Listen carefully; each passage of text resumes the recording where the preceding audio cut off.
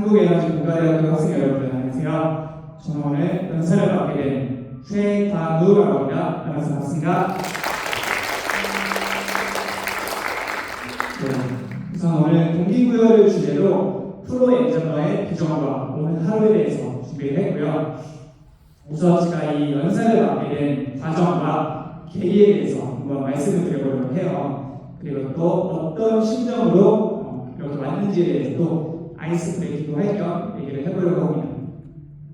우선 김희태 교수님께서 감사하게도 이 연사를 저한테 제안해 주셨고, 교수님과의 저는 2021년에 신재생 에너지 콘텐츠를 같이 촬영한 걸 인연으로 그때 이제 배우 모델들이 패널로 참가를 하고 교수님께서 메인 진행을 했었습니다. 그렇게 연락처를 끝나고 교환을 하고 좀 막내가 없긴 했었습니다. 다만 이제 교수님께서 저의 SNS를 종종 보고 계시다는 걸 알고 있었거든요. 그래서 약간 멋쩍은 느낌도 있었습니다. 왜냐면 저는 그 SNS에 저의 하루 일과를 쭉 올리거든요. 아침부터 밤까지 뭐 했는지랑 그런 행위를 이제 거의 10년 가까이 해오고 있고, 뭐 운동하는 모습, 연습하는 모습, 촬영하는 모습 이런 거를 계속 좀 요란하게 많이 올렸습니다. 빈수레가 좀 요란한 거 알고 계시죠? 네. 아무튼 그래서 좀 교수님처럼 굉장히 신중하시고 박식하신 분이 나를 보면 어떻게 생각할까 좀 멋쩍었는데, 어떻게 그런 모습을 또 좋게 봐주셨는지 이런 연설을 저에게 제안을 해주셨고, 굉장히 기쁜 마음이 동시에 한편으로는 조금 고민이 되었던 사실입니다. 제가 중고등학생들을 대상으로는 이제 진로 강연을 몇 번 했던 적이 있어요. 근데 그때만 해도 너무 힘들었었고 제가 땀이 잘 안 나는데, 강연을 하고 마치고 나면 정말 온몸이 땀으로 샤워한 것처럼 땀으로 젖었던 기억이 있습니다. 그리고 여러분들이나 저나 어떻게 보면 같은 성인이고 사실 좀 분야가 다르잖아요. 그래서 내가 이 학생분들께 무슨 말을 해줄 수가 있을까? 또 내가 그런 말을 할 자격이 될까? 라는 질문을 해봤을 때, 자격은 내가 스스로 부여한 거야 라는 평소 좀 그릇된 가치관을 갖고 있는 저로서는 자격을 부여하는 데는 그렇게 오래 걸리지 않았습니다. 그리고 비록 분야는 다르지만 저는 일을 대하는 자세와 삶을 대하는 태도에 있어서는 동서고금을 막론하고 좀 연결고리가 있다고 생각합니다. 그래서 그 부분에 대해서는 내가 좀 말해줄 수 있는 게 있겠다 싶어서 기쁜 마음으로 이 연설을 수락하게 되었고요. 또 한 가지는 제가 이공계 분들에 대해서 굉장히 리스펙트와 존경심을 갖고 있습니다. 제가 이 자리에 왔다고 해서 이런 말을 하는 것도 없지 않아 있지만, 처음 우리나라에서 예를 들어서 법을 제정하고 국가를 이끌어 나가고, 또 스포츠를 통해서 국위 선양하고, 또 예술을 통해서 우리의 삶을 좀 더 풍요롭게 만들어주고 나라의 이미지를 제고시켜주는 그런 분들도 계시죠. 저 또한 예체능에 속하고 있고 굉장히 각자 위치에서 이렇게 열심히 하고 있다고 생각하지만, 저는 실질적으로 우리의 삶을 변화시키고 혁신시키고 이 편의를 제공해 주는 것은 높은 비중으로 이공계 분들의 역할이 크다고 생각을 합니다. 그래서 저는 어릴 때는 반도체가 사실 뭔지 잘 몰랐습니다. 저는 인생이 예체능이었던 사람이라 반도체, 반도체 강국, 반도체 수출 신화, 어릴 때 이런 거를 들으면 그냥 그렇구나 했는데, 나중에 보니까 제가 사용하는 작업용 컴퓨터, 휴대폰, 타고 다니는 자동차 모든 것들에 이제 반도체가 다 들어간다는 걸 알게 되었고, 내가 이렇게 누리는 것도 다 그분들의 노력과 고통이 있었기 때문이구나 라는 마음이 있어서, 어떻게 보면 이제 여러분들께서 장차 우리나라를 선도해 나갈 분들이 되실 텐데, 그 점에 있어서 저는 또 굉장히 영광스럽게 생각을 합니다. 그래서 제가 최근에 휴대폰을 갤럭시 21에서 26으로 한 5년 만에 바꿨습니다. 휴대폰 화질이 너무 좋으니까 사진이랑 영상 찍을 맛이 나는 거예요.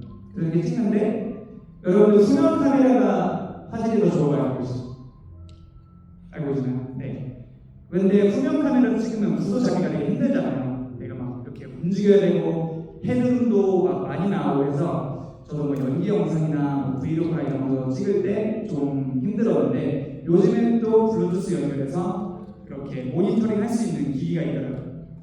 그걸 사서 썼더니 너무 좋은 이렇게 위치 잡아가면서 하고 그리고 그거라면 또 연락을 못 받잖아요. 영상을 찍고 있어요. 또 저처럼 프리랜서나 개인 사업하는 분들은 연락 받는 게 굉장히 중요한데 또 이렇게 메시지 오면 스마트워치를 통해서 메시지를 확인할 수 있어요. 그래서 제가 그때 영상을 찍다가 와 진짜 좋은 세상에 살고 있구나. 저는 지금 이제 교수님께서 말씀하신 대로 91년생으로 이제 어릴 때 아날로그와 끝자락에 이렇게 태어나서 뭐 카세트 테이프부터 CDP 이런 걸 들으면서 자랐고 2000년대부터 해서 이제 인터넷이 본격적으로 많이 보급이 됐잖아요. 그때 뭐 버디버디, 싸이월드, 네이트온, 페이스북 그리고 거쳐서 이게 인스타그램까지 두루두루 경험했는데 지금만큼 정말 빠르고 편리한 세상이 없었던 것 같습니다. 네, 아무튼 그 점에 대해서 굉장히 기쁘게 생각을 하고 네, 좀 서론이 들었습니다. 자, 그리고 오늘 제가 여러분들께 들려드리고 싶은 얘기는 테마가 동기부여인데 저도 오늘 여러분을 처음 보고 여러분들도 오늘 저를 처음 봤는데 제가 받자고자 여러분들 새벽 4시 반에 일어나서 미라클 머리를 하세요. 밖에 나가서 뛰세요. 찬물로 샤워를 하세요. 식단을 하고 운동을 하고 자기랑 맞지 않는 인간 강의를 다 쳐내세요. 이러면 아무리 좋은 말이라도 와닿지 않겠죠. 네, 저는 그렇게 생각을 합니다. 그리고 동기부여는 10년 전에 사실 굉장히 많이 유행을 했었어요. 저도 그때 많이 책이나 미디어를 통해서 많이 접했는데 요즘은 반대로 동기부여도 뒤집기라고 해서 그거에 대해서 비판하고 성공 포르노다 하는 그런 말들이 많죠. 저 또한 두 가지 다 흥미롭게 보고 있는데 저는 그래도 노력을 하는 쪽이 낫다는 주의이고 오늘 여러분들께 뭐 사실 맞는 말은 누구나 다 할 수 있다고 생각합니다. 네, 공부 열심히 해라, 운동 열심히 해라 그런 거 하기 때문에 저는 제가 살아온 이야기 지금 어떻게 살고 있는지 그리고 앞으로 어떻게 살아갈 건지에 대해서 더하지도 빼지도 않고 저의 부족함까지 가감 없이 좀 얘기를 해보고 싶고요. 그 안에서 제가 얼마나 좀 고통을 겪었고 어려움을 겪었고 시행착오를 겪었고 그것을 어떻게 이겨내고 극복했는지를 좀 얘기를 드리려고 하고 여러분들도 그냥 아 이런 사람도 있구나 이렇게도 사는구나 네. 그래서 최종적으로 제가 성공한 1%는 아니지만 1%를 목표로 하고 있는 나름 건실하게 살아가는 99%로서 어떻게 보면 여러분들에게 조금 더 피부에 와닿는 말들을 해줄 수 있을 것 같아서 이 자리에 오게 되었습니다. 네, 얘기 들어주셔서 감사드리고 제가 지금 어떤 루틴으로 살고 있는지 한번 말씀드려보도록 하겠습니다. 그 전에 저의 소개를 짧게 드리면 저는 현재 배우, 광고 모델, 래퍼, 프로듀서, 개인 PT샵을 운영하고 있고 공간 대여를 이제 6개를 직접 운영 및 관리를 하고 있습니다. 네. 여기 보시면 저의 데일리 루틴이 쭉 있어요. 제가 이제 94% 제이거든요. 네, 항상 이렇게 일주일 일정을 짜서 생활하고 있고 주로 오전 8시쯤에 일어나서 씻고 밥 먹고 옷 입고 지원이라고 하는 거는 그 배우랑 광고 모델 모집하는 사이트가 있어요. 거기다 그냥 밥 먹으면서 자료를 항상 돌립니다. 그리고 9시부터 10시까지는 내일 모레 식단을 챙깁니다. 내일 건 이미 챙겨져 있고 내일 모레 거 식단을 다 껍질을 벗겨서 다음날 다다음날에 제가 편할 수 있도록 이렇게 준비를 해두고 청소랑 빨래 같은 이제 살림을 좀 합니다. 그리고 10시부터 12시까지는 주로 개인 업무를 좀 하는데 뭐 자료를 만들어서 보낸다던가 연습할 게 있으면 연습을 한다던가 또 필요한 게 있으면 그때그때 좀 상황에 맞춰서 이렇게 하는 편입니다. 12시에는 또 밥 먹고 자료 보내고 제가 운영하고 있는 PT샵으로 출근을 합니다. 주로 수업이 저녁에 있기 때문에 가서 연기 연습, 또 대본 연습할 거 있으면 1시간 정도 하고 또 공연을 제가 한 달에 한 번씩 꾸준히 좀 하고 있어요. 그래서 공연 연습도 한 번씩 하고 있고 3시부터는 이제 운동, 근력 운동을 하고 4시부터 5시까지는 러닝 한 10km 정도 뛰고 5시에 보통 주로 저녁을 먹는데 밥 먹고 또 자료 보내고 저녁에 할 수업 리허설을 합니다.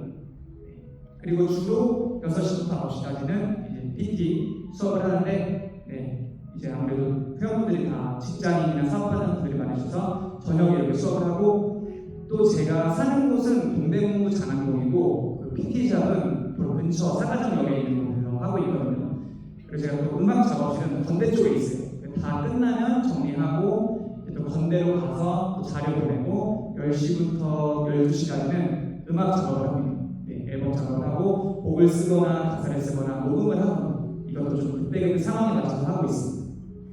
그렇게 12시가 되면 모든 스위치를 끄고 집으로 가서 정리하고 씻고 또 자료 보내면 하루가 오늘입니다. 주로 이렇게 살고 있고 촬영이 있는 날은 또 촬영의 스케줄에 맞게 움직이고 있고요. 보시면 또 제가 주간 목표가 있고 월간 목표가 있습니다. 주간 목표는 웨이트 트레이닝은 주로 주 4회 정도, 월, 화, 목, 금. 촬영은 주 2회에서 3회 정도 꾸준히 하고 있습니다. 제가 배우랑 광고 모델링은 2020년 12월부터 좀 본격적으로 시작을 했고요. 작년 기준으로 이제 촬영한 거를 제가 통계를 내봤는데 작년에만 이제 118회 정도 촬영을 했더라고요.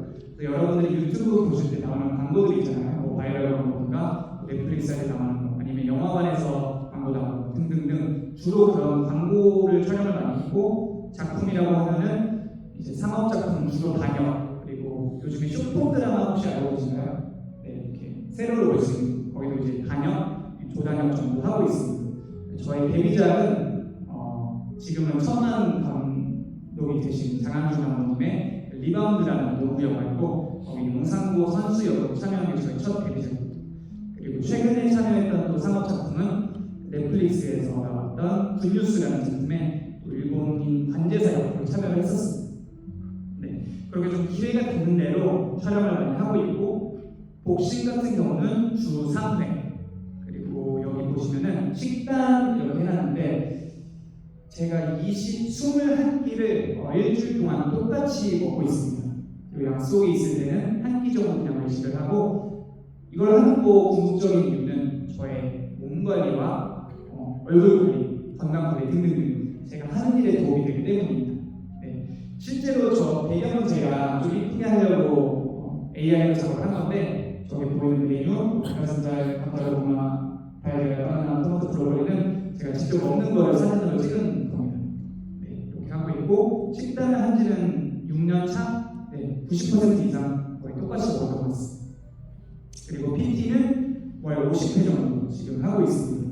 원래는 프리랜서 트레이너로 총 5년 정도 일을 하다가 최근에 독립을 해서 지금 개인 PT샵을 반년 정도 운영하고 있습니다. 이렇게 주로 지내고 있고요. 오늘 목차는 제가 어떻게 지내고 있는지, 초기 커리어, 그리고 음악적으로 활동했던 것들, 배우와 모델 활동으로 전업을 하게 된 계기, 그리고 퍼스널 트레이너, 공간대여 사업 시작, 이렇게 제가 하는 일들을 주로 얘기를 해보려고 합니다.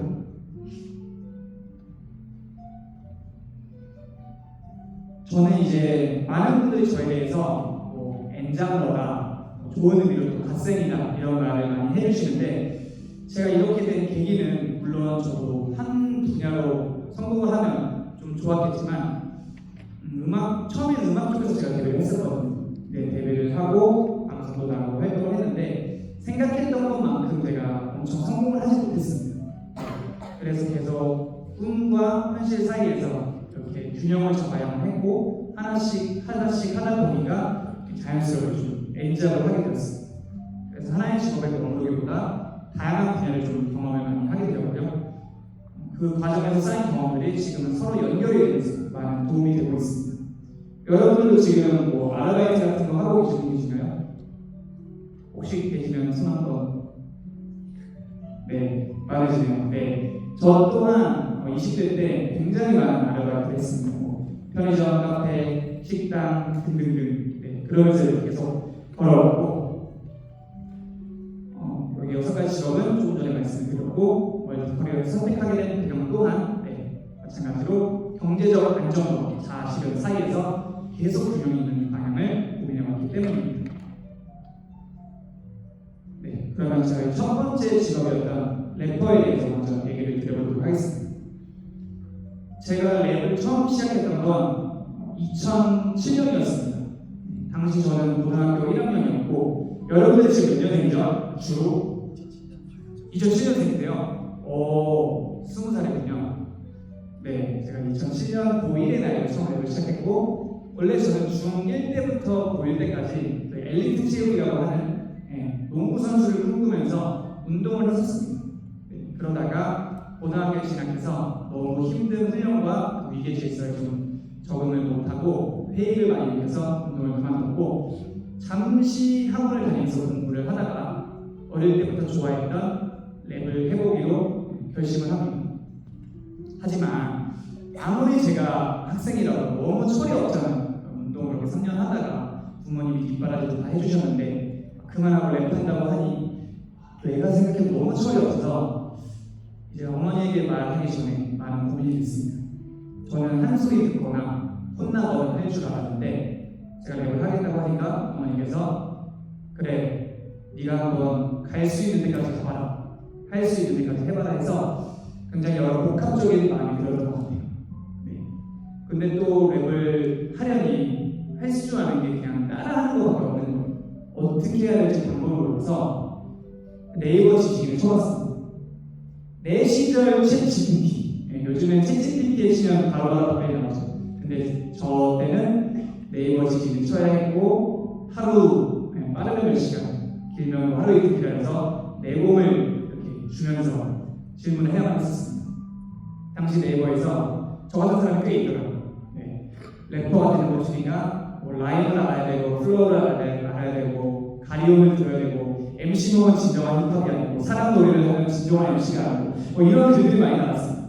그래서 그걸 보면서 뭔 소리지? 네. 그리고 장비를 또 사야 했어요.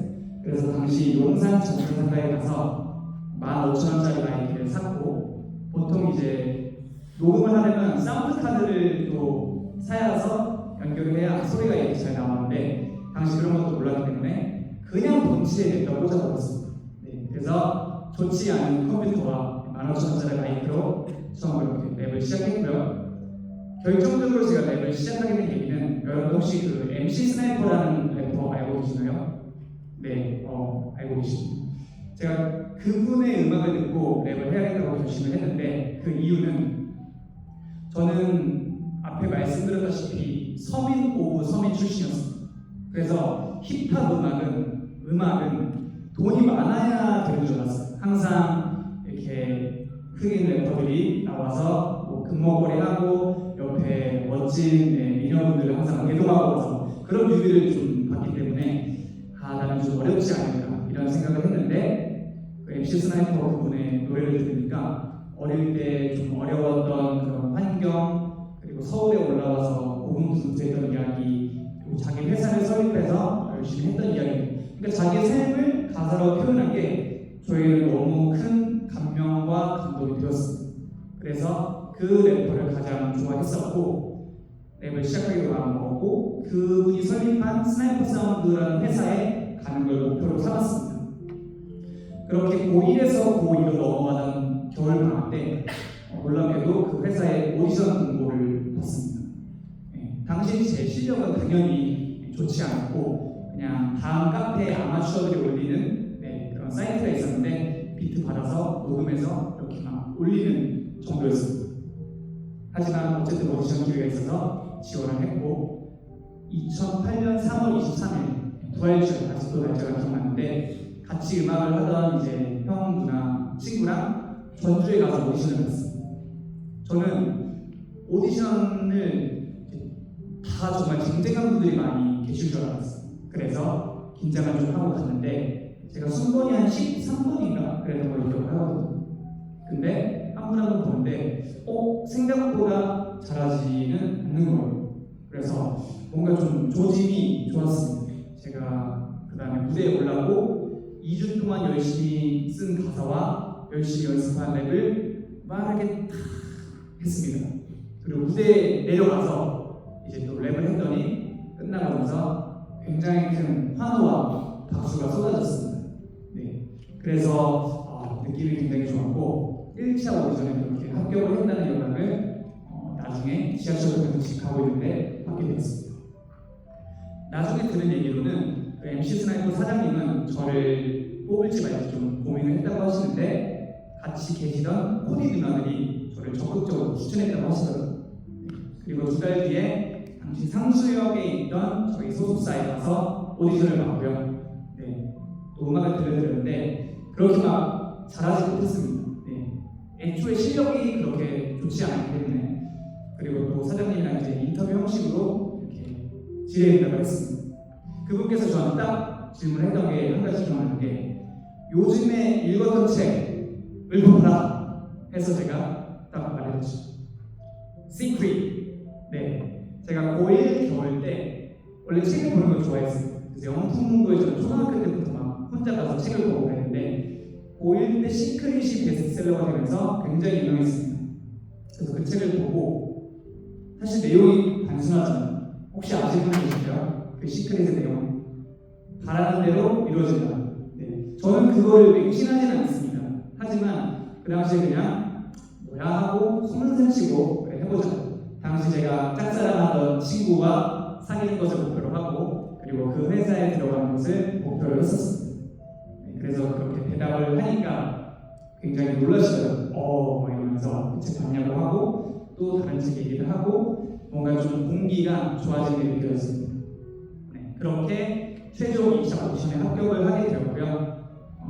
당시 뮤지션으로 계약한 2명이랑 연습생으로 계약한 저랑 또 훗날 같은 팀이 되는 형이랑 이렇게 오디션에 뽑혔습니다.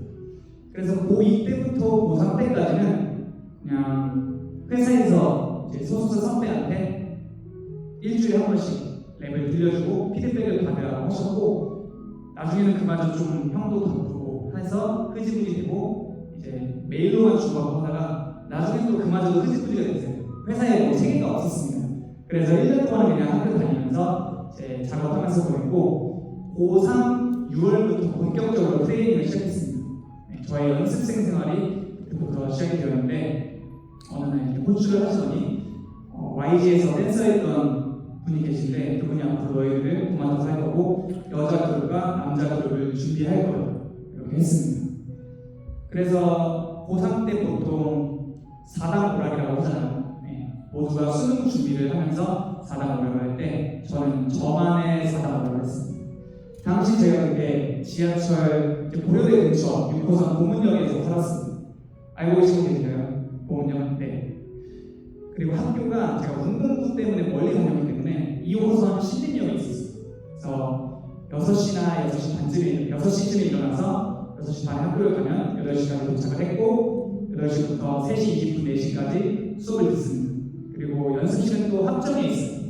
합정에 가서 춤 2시간 레슨 받고 또 밥 먹고 잠깐 쉬었다가 또 춤 2시간 레슨 받으면 오후 10시가 됩니다. 그럼 그때 연습생들이 다 퇴근을 하거든요. 근데 저는 좀 늦게 오기도 했고 저는 랩을 하고 싶어서 그 회사에 들어갑니다. 네, 랩을 또 2시간 동안 연습을 했습니다.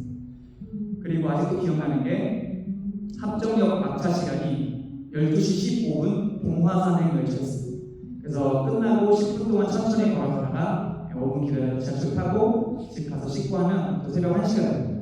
1시부터 2시까지 또 방구석 래퍼 열심히 작업했습니다. 그러다가 앉아서 기절을 하면 엄마한테 혼났습니다. 빨리 자라고. 네, 그렇게 4시간 반 자면서 학교 가는 버스에서 또 자고 뭐 자랑은 아니지만 수업 시간에 많이 잤습니다.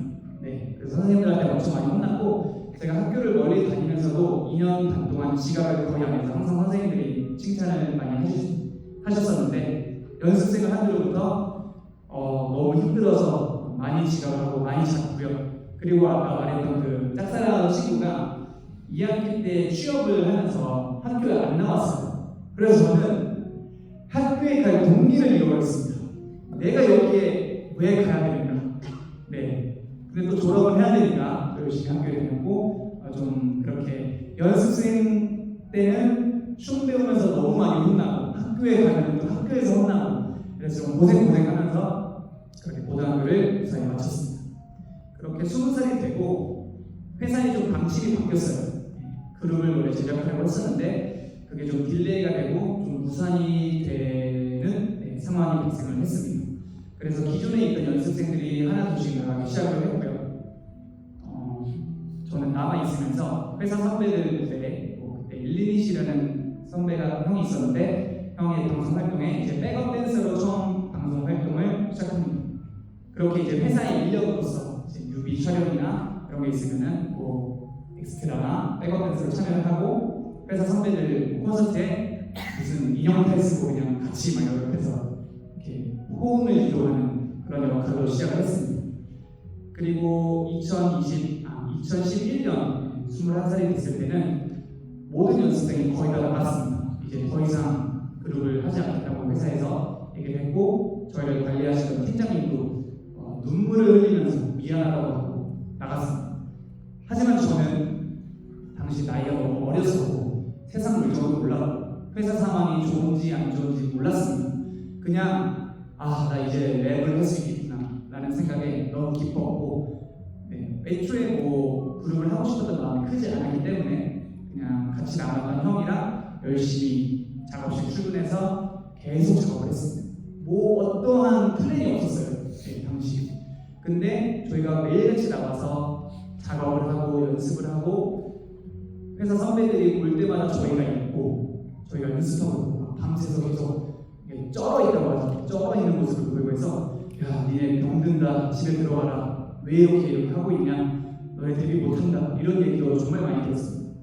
하지만 개의치 않고 그렇게 했고 어느 날 그게 회사분들의 귀와 사장님의 귀에 들어가게 되었고 한번 뭐 음악 작업하고 있으면 들어보자 해서 좋은 또 피드백을 받았고 조금씩 저희를 활동을 시켜주셨어요. 어느 날 제가 주말에 또 연습실을 갔는데 회사분들이 다 계시더라고요. 회사 사장님, 이사님, 뭐 소속 가수들 이제 형이 룸나인이라는 래퍼가 있었는데 그 형이 이제 앨범을 준비하면서 백업 래퍼를 하던 분이 사정상 못하게 돼서 누구랑 할지 고민하고 있었는데 제가 딱 이렇게 나타납니다.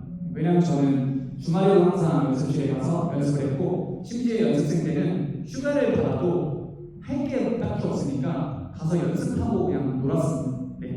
그렇게 했었고 그때도 그냥 여느 날이었는데 저를 보시더니 관우 시키면 되겠네 해서 처음 또 백업 래퍼로 이렇게 무대에 많이 섰습니다. 여러분들도 아시겠지만 옆에서 그 끝에 많이 쳐주고 뭐 세이브 같이 해주고 이런 거였죠. 그렇게 백업 댄서를 했다가 백업 래퍼가 되었습니다. 그리고 그 다음 해인 2012년에는 본격적으로 데뷔 얘기가 나오기 시작했습니다. 그래서 처음에 못 만들기라는 오더가 떨어져서 또 보문역에서 강동구청까지 또 지정해준 트레이너가 계셨어요.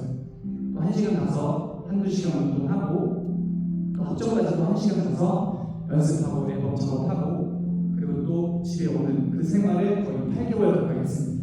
그래서 제가 당시 엄청 마른 소년이었는데 지금도 좀 슬림한 편이지만 체중을 61에서 69까지 운동하면서 찌우고 마지막 4달 동안은 63, 4까지 다이어트를 하면서 굉장히 고통스러운 시간을 보냈습니다. 태풍 치는 날도 있었는데 그냥 운동을 나갔습니다. 별말 없었어요. 그 운동을 할 때도 엄청 혼나면서 했어요. 왜냐하면 사장님이 지인이 트레이너였거든요. 그 형님께서 실제로 목포에서 갱을 하셨던 실제 갱스터 출신이어서 정말 찍소리 못하고 혼나면서 했습니다.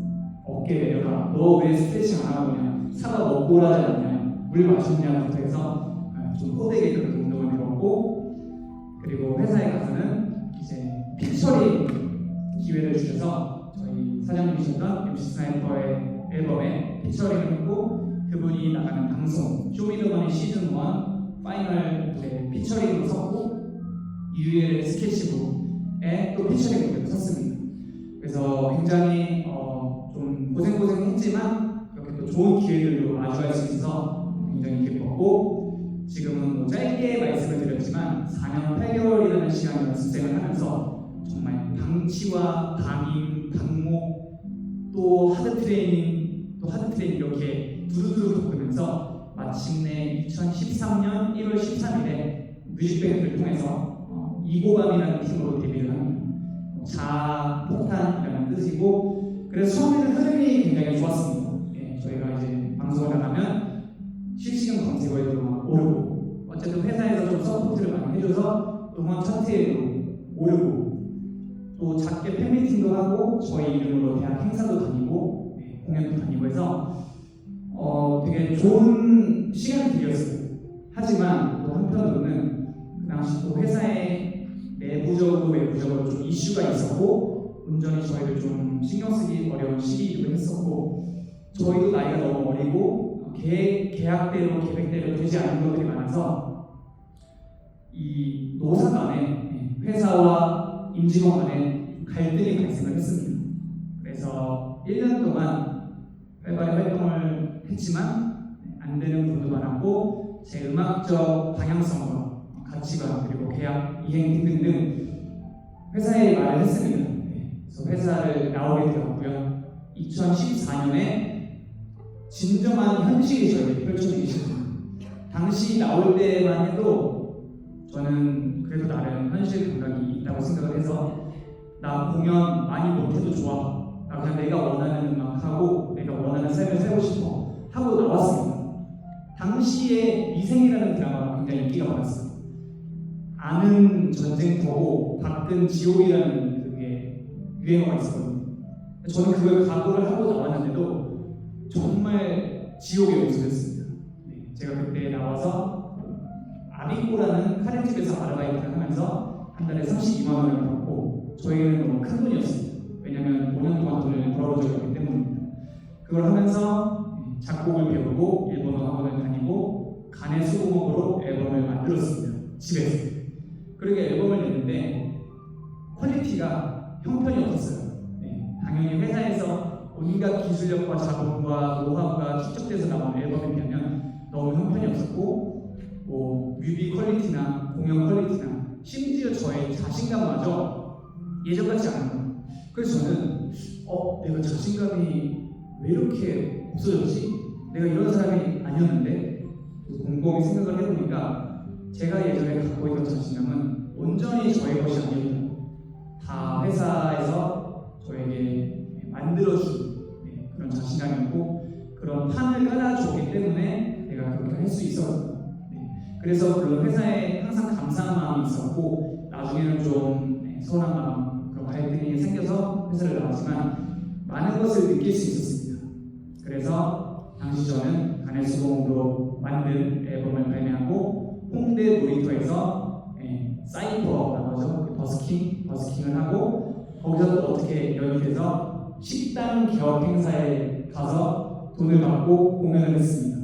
그리고 정말 작디 작은 공연장에서 관객이 거의 없는 공연을 했습니다. 공식적인 공연은 거의 한 번도 못했던 것 같아요. 2년 동안 각오를 했지만 그렇게 2014년, 15년이 흘렀고 2019년 또한 야심차게 시작을 했지만 크게 달라진 건 없었습니다. 그러다가 입영 통지서를 2015년 11월에 받게 되었고 12월에 군대를 가야 했습니다. 그걸 딱 받는 순간에 제 몸에 있던 스위치가 모든 게 꺼지는 느낌이 들더라고요. 그리고 언젠가는 또 가야 했었고 숙제처럼 남아있었기 때문에 하던 거를 좀 마무리하고 입대를 하게 됩니다. 보통은 이제 20살, 21살이 많이 가잖아요. 저는 25, 12월에 굉장히 늦게 군대에 입대를 했습니다. 그래서 가기 전에는 주변에서 사람들이 저에게 너 군대 가면 바보 된다. 너 군대 가면 랩 못한다. 너 군대 가면 네가 좋아하는 운동, 일본어, 자기개발 아무것도 못하고 피곤해서 잘 수밖에 없다. 이런 말을 굉장히 많이 듣고 갔습니다. 하지만 저는 그 말들이 너무 싫었고 내가 비록 늦게 갔지만 이 2년 21개월이라는 시간을 의미 있게 보내고 와야겠다라는 마음이 있었고 주변에서는 만류를 했지만 그냥 힘든 부대에 가고 싶었습니다. 그래서 논산에서 한 5주, 6주 정도 있었고 거기서 KCTC라고 하는 과학과 전투 훈련단이라는 부대가 있었어요.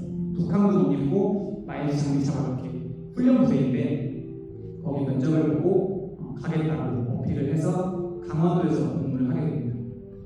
거기 가서 군대 얘기해서 좀 송구스럽지만 그냥 제 삶의 한 부분이니까 잘 들어주시면 감사하겠습니다. 가서는 주로 일과나 훈련을 많이 했고요. 일과가 끝나면 그 시간을 좀 유의미하게 보내고 싶어서 운동을 하거나 일본어 공부를 하거나 랩 연습을 하거나 가사를 쓰거나 책을 보거나 그 생활을 계속했습니다. 그래서 혹시 여기 군대 다녀오신 분 계신가요? 안 계시나? 아까 신입생이라고 하셨는데 가면은 10시부터 12시까지 그 연등 시간이라고 해서 뭐책 읽는 시간을 좀 주거든요. 아니면 공부를 하고 저는 복무한 그 날부터 끝나는 그 날까지 하루도 빼놓지 않고 그 연등을 신청해서 무한가를 기도했습니다. 왜냐하면 그 사람들의 저주를 당하기 싫었고 군대 전역을 해서도 바로 이렇게 뭔가를 하고 싶었기 때문에 그리고 저는 군대가 끝나면 일본에 가서 도전하는 것을 목표로 삼고 있었기 때문에 복무하면서 그 JLPT 2급을 취득을 했고 당시 군대 훈련도 힘들고 일과도 힘들고 인간관계도 저한테 너무 힘들었어요. 제가 좀 소신껏 개성껏 살아왔기 때문에 호불호가 굉장히 갈리는 사람이었어요. 저를 좋게 봐주시는 분들은 너무 좋게 봐주지만 저를 안 좋게 보시는 분들은 저를 정말 안 좋게 보고 온갖 루머와 있지도 않은 일을 만들면서 저를 좀 고통스럽게 했습니다. 물론 저 또한 너무 혈기 어린 나이였기 때문에 그런 군대라는 체계에 좀 그렇게 원하는 삶은 아니었던 저를. 그리고 또 회사에서 예전 소속사에서 저희 팀에게 소송을 또 걸었어요. 제가 군대 입대한 지 6개월쯤 되었을 때 소송을 걸어서 참 무거운 시간이었습니다. 그 시기가 활동도 못하고 소송도 겪었고 그리고 하고 싶은 건 많은데 제한이 많고 그래서 저의 휴가는 항상 법원 기일에 맞춰서 나가거나 자격증 시험에 맞춰서 나가거나 그렇게 할 거 다 하고 뭐 연습을 하고 작업을 하고 레슨을 원터치로 받고 이렇게 시간을 보낸 다음에 뭐 친구들 만나서 시간을 보내는지 그렇게 또 휴가를 보냈고요. 하지만 그런 힘든 상황 속에서도 저는 계속 긍정적인 마음을 가졌던 것 같아요. 지금 말로 말하면 오히려 정신승리에도 가까운 것 같아요. 어떻게 생각을 했냐면 내가 비록 지금 여기 강원도에 갇혀있고 소송도 겪고 있지만 언젠가는 끝난다. 1년이 되든 2년이 되든 언젠가는 끝날 거고 나는 그냥 내 할 거 하면 돼. 이런 마음이었고요. 그리고 군대에서 사람들이 뭐 아무것도 못한다고 했지만 그렇지 않았고 제가 충분히 할 수 있었고 공연, 이제 무대를 설 수 있는 기회가 주어지면 무조건 했습니다. 뭐 장기자랑부터 종교 행사 어디 뭐 누가 시키면 그냥 기회가 되는 했습니다. 왜냐하면 제가 그 감을 읽는 것에 굉장히 강박이 좀 있었기 때문에 그렇게 21개월을 마치고 전역을 했고요. 전역을 하니까 어느덧 나이가 27살 9월이 되어 있었습니다. 저는 음악만 그렇게 하고 살았는데 활동하고 군대 가다 보니까 10년이 훌쩍 지나버립니다. 그리고 저는 20대 때 성공하지 못하면 죽는 줄 알았어요. 정말. 근데 주변의 형들은 또 남자인데 뭐 30살부터 라는 말을 해주셨는데 그게 귀에 들리지 않았습니다. 그 2년 3개월이라는 시간 동안 성공을 못하면 죽을 것 같았고 근데 또 할 것 같지 않았어요. 왜냐면 제가 전역을 하고 야심차게 역삼동 쪽에 작은 작업실을 얻었습니다. 한 1.5평 되는 작업실이었고 변호사 선임 비용을 빨리 갚기 위해서 군대 마지막 휴가를 나가서 바로 보안업체에 면접을 봤고요. 그리고 인력사무소 혹시 알고 계시나요? 그 공사 현장에 이제 보내주는 인력사무소에 출동해서 새벽마다 뭐 서울, 경기, 인천, 수원 여기저기 팔려다니면서 아직도 기억나는 게 13만 원 일당 받으면 수수료 빼고 11만 7천 원, 또 12만 원 좀 약한 데 가면은 일당 받으면 수수료 빼고 10만 원 8천 원 그렇게 일을 열심히 했습니다. 사실 복무 중에 어쨌든 휴가도 그러면 안 되는데 계속 그냥 나가서 마지막에 일을 했고 뭐 어디 가서 공장 가서 피스 박는 일부터 어디 행사장 가서 대형 텐트 치고 의자 몇백 개 까는 것부터 또 어디 비 오는 날 구덩이 메꾸는 것부터 고려대 화덕체육관 지붕 위에 올라가서 보수 작업하는 것부터 제가 가장 싫어했던 건 철거 현장이었습니다. 철거 현장 가면 일단 그 반장님, 소장님들의 말이 곱게 안 나오고 무조건 소리 지르고 욕 날라오고 딱히 잘못을 하지 않아도 그게 기본 베이스였고 온갖 먼지와 그걸 다 뒤집어 쓰고 마시면서 그렇게 좀 고생해서 빠르게 돈을 구하고 어머니께 이제 변호사 선임 비용을 3개월 만에 갚았습니다. 그리고 도안업체에서 일을 하면서 여러분 혹시 또 주주야야 비비 알고 계시나요? 이게 주간 야간 비번인데 이틀은 뭐 9to6처럼 일하고 이틀은 또 밤새 일해요. 그러면 이틀을 쉬는데 저는 그게 굉장히 매력적이라고 생각을 했습니다. 쉴 수도 있고 그때도 작업 열심히 하면 되겠네. 그렇게 한 2달을 하니까 정말 죽겠더라고요. 그러다가 이제 인력사무소 통해서 나가게 된 웨딩 쇼핑몰 업체에 거기서 좀 저를 또 좋게 봐주셔서 여기서 일을 할 생각이 있냐 해서 옮기게 되었고 저에게 첫 번째 9to6 직장을 경험하게 되었습니다. 다 역삼동에서 그래서 출근을 하고 퇴근하면 작업을 하고 계속 그렇게 살았고요. 음식은 이제 어머니께서 일주일치 반찬 주로 카레 원투였거든요. 김치찌개나 그걸 싸다 주시면 냉장고에 보관하고 밥만 좀 데워서 먹고 씻는 시설은 다 있어서 그렇게 좀 생활을 했습니다. 하지만 그렇게 야심차게 앨범을 내고 어떤 컨텐츠에 막 출연하고 싶어서 직접 막 메시지도 보내고 저 이렇게 활동했었고 여기 좀 출연하고 싶어서 연락드리긴 했는데 정말 하루도 빠짐없이 다 거절당했습니다. 거절당하거나 읽지도 않고 그래서 곡을 작업해서 보내도 읽지도 않고 해서 정말 많은 의욕은 이만큼인데 잘 풀리지 않았습니다. 그래서 정확히 2014년부터 4, 5, 6, 7, 8, 5년 동안 정말 인생의 암흑기를 보고 있습니다. 일이 마음대로 되는 게 없었고 돈도 많이 못 벌었고 힘든 일도 많고 근데 그러면서도 계속 음악 작업을 했고 프로 작곡가들을 찾아다니면서 계속 배웠고 그리고 또 그때도 제가 긍정의 마음을 잃지 않았던 게 뭐냐면 어느 날 그렇게 봉사 현장에서 일을 마치고 역삼동 작업실을 향하는데 거기 건물이 되게 크거든요. 역삼동 뭐 가보신 분들은 아시겠지만 그 건물에 비친 제 모습이 너무 초라해 보이는 거예요. 그래서 내가 어릴 때 막 이렇게 활동도 하고 사람도 많고 예쁜 모습으로 살아왔는데 와 그걸 보면서 참 초라해 보여요. 하지만 저는 그때 혼자 이런 생각을 했어요. 내가 비록 회사와 소송도 겪고 일이 좀 잘 안 풀리고 있고 이렇게 살고 있지만 이런 사람이 좀 잘 될 수 있다는 것을 한번 보여주고 싶다. 이런 사례를 내가 만들어보고 싶다라는 생각을 했습니다. 그냥 아무도 모르는 사명감을 가졌어요. 그렇게 마음을 먹고 정말 꾸역꾸역 열심히 일을 했고요. 그 다음에 그 웨딩 업체에서 거기가 되게 소규모 기업이었는데 나중에 제가 어떤 그 유튜브 웹드라마에서 봤는데 특징이 딱 있더라고요. 그 직원들을 지방에 출장 보내면 막 노가다 시키기도 하고 막 그렇게 하는데 저 또한 그거를 겪었습니다.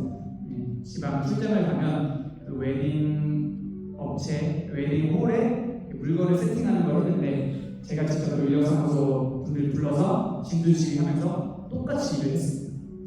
근데 그러던 중 너무 이제 많이 혼나기도 했고 알려주면 당연히 했을 텐데 이렇게 말을 하지도 않고 폰이 나와서 이러이러 해서 이랬습니다 했더니 너는 네가 도대체 하는 게 뭐냐 이런 좀 얘기를 몇 번 들어서 제가 회사 카드를 그냥 사장님한테 드리고 그 동대구역에서 집으로 올라왔습니다. 그냥 너무 그러한 자존감에 상처를 받는 일들이었고 근데 또 돈이 나올 때는 없는데 어쨌든 그냥 올라왔고 동대구역에서 아직도 기억나는 게 기념으로 셀카를 찍었습니다. 그래 앞으로 다니는 하면 되지 괜찮아 하면서 서울로 올라왔고 당시에 그 반얀트리 호텔 시설로 스포츠 시설에서 일을 하게 됩니다. 거기가 성공한 분들이 다 오시는 곳이에요. 회원권으로 운영이 되고 유명한 연예인들 아니면 각 직업별로 높은 위치에 있는 분. 그래서 거기서 일을 하면서 항상 그런 분들을 보고 하니까 너무 기분이 우울한 겁니다. 네, 저는 스포츠 시설 관리라고 해서 갔는데 테니스 공 줍는 일을 이렇게 시키시더라고요. 그래서 일단 했습니다. 당장도 돈을 벌어야 됩니다. 일본 가기까지 몇 개월 안 남았었기 때문에. 그래서 그렇게 일을 하면서 퇴근할 때마다 남산을 바라보며 정말 인생 하직하고 싶다라는 생각을 많이 했었습니다. 네. 그렇게 2018년 10월이 되었고 저는 캐리어 하나, 짐가방 하나, 컴퓨터 본체 이렇게 들고 일본 도쿄로 떠났습니다. 당시 제 수중에 있던 것은 100만 원과 어머니가 주신 100만 원에서 200만 원 정도 들고 혈을 간신으로 도쿄에 갔고 저의 목표는 공연 한 번, 팬 한 명이었어요. 네, 그 목표를 갖고 활동이 너무 하고 싶어서 일본을 직접 갔습니다. 그래서 일본에 가자마자 바로 또 일을 시작했어요. 긴자에 있는 레스토랑에 가서 넘기겠습니다.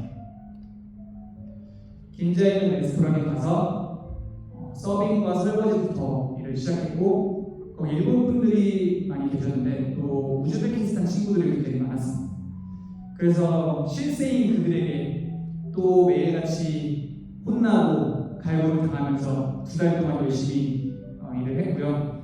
사실 너무 그만두고 싶었지만 여러 번 그런 생각을 했지만 그만둘 수가 없었습니다. 일본에 물가도 있었고 제가 어쨌든 왔으니까 모든 걸 혼자 힘으로 해결해야 되기 때문에 계속 일을 했고 그 어느 겨울 너무 출근하기 싫었던 날에 부모님의 마음이 처음으로 이해가 가더라고요. 우리 부모님도 이렇게 출근하기 싫으셨을 텐데 하셨겠구나 싶었고 제가 또 어머니가 절약을 엄청 열심히 하셨어요. 가족을 위해서. 근데 항상 저는 좀 철이 없이 그걸 막 놀리거든요. 왜 이렇게 너무 절약하면서 사냐. 항상 찡찡했습니다. 하지만 일본에 가니까 제가 더 그러고 있더라고요. 그래서 엄마가 통화할 때 엄마 난 더한 사람이었어. 이렇게 엄청 절약을 하면서 지냈고요. 또 아는 형의 소개로 버스 투어 가이드 아르바이트를 하게 되었고 그 교육을 받으면서 또 알게 된 형의 소개로 장애인 할아버지 간호하는 일을 했습니다. 그래서 일본은 아르바이트가 다 시프트 제도라서 내가 신청하는 날 할 수 있거든요.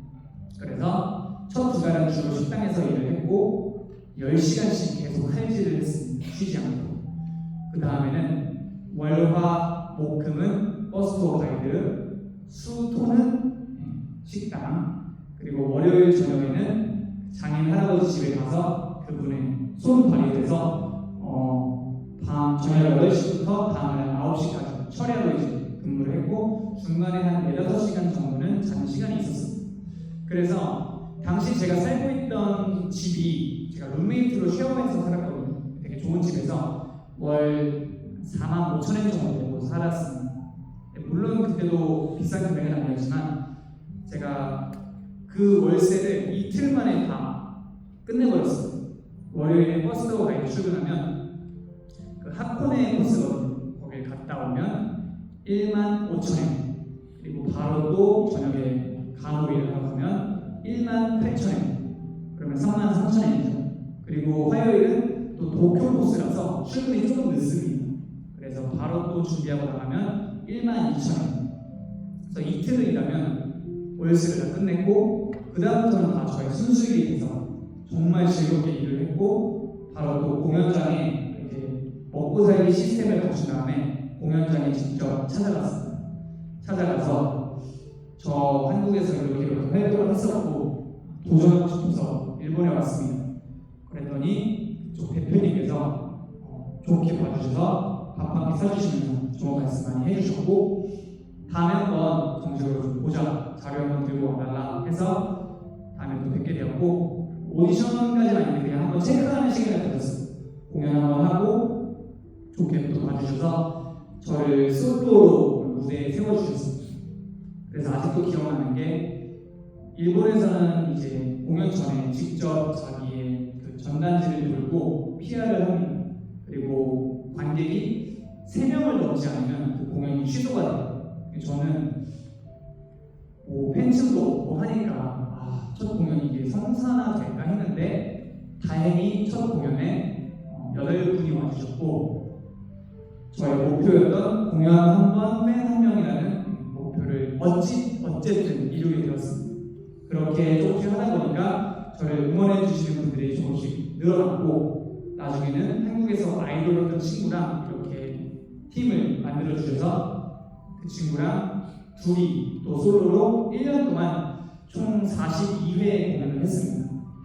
그 신호쿠 이제 한인타운에서 작은 공연장에서 그렇게 공연을 했고 처음에 8명으로 시작했던 그 공연은 점점 관객이 늘기 시작했고 거기서는 마지막 공연이 가장 큰 이벤트거든요.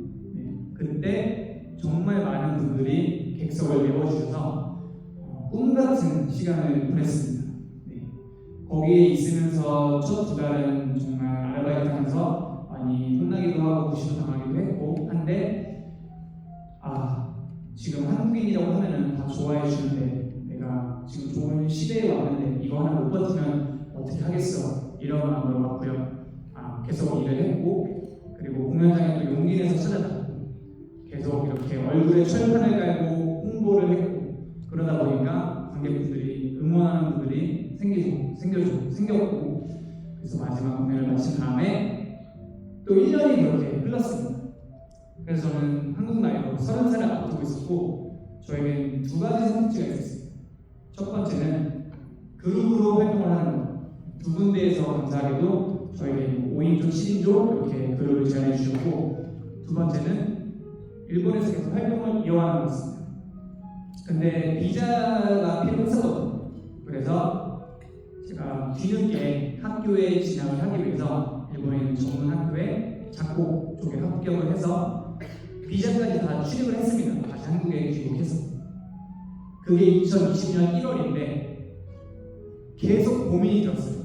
미래에 대해서. 이제 30살이 되었고 그룹 활동을 하면 1년, 2년은 즐겁게 살 수 있을 것 같은데 과연 이게 정말 옳은 선택인가? 내 인생의 현실을 맞닥뜨리는 시기를 유예시키는 게 아닌가 이런 생각이 들었습니다. 그래서 그룹 제안은 정중하게 거절을 했고요. 그리고 학교 또한 2년이라는 시간과 그 학비를 생각했을 때 내가 진심으로 이걸 원하는가 했을 때 선뜻 마음이 동하지 않았습니다. 주변에서는 좋아했죠.